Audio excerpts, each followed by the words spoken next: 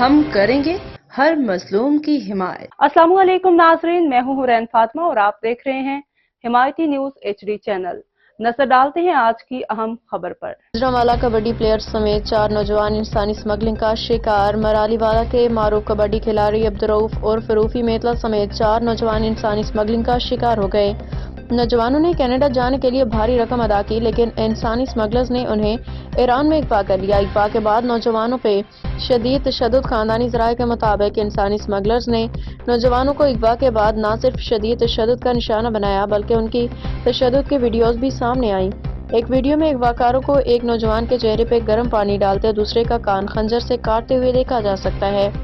خطیر رقم کے باوجود مزید پیسوں کا مطالبہ۔ ذرائع کے مطابق ان نوجوانوں نے انسانی اسمگلرز کو پہلے ہی فی کس 95 لاکھ روپے ادا کیے تھے، لیکن اغوا کار مزید 90 لاکھ روپے مانگ رہے ہیں۔ خوفناک ویڈیوز دیکھنے کے بعد متاثرہ خاندانوں نے 70 سے 80 لاکھ روپے مزید ادا کر کے اپنے عزیزوں کی رہائی ممکن بنائی۔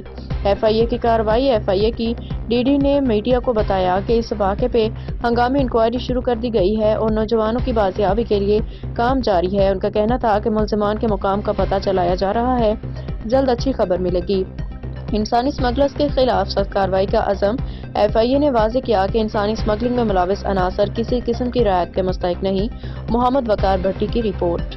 مزید خبروں اور اپڈیٹ سے باخبر رہنے کے لیے دیکھتے رہیں حمایتی نیوز HD چینل۔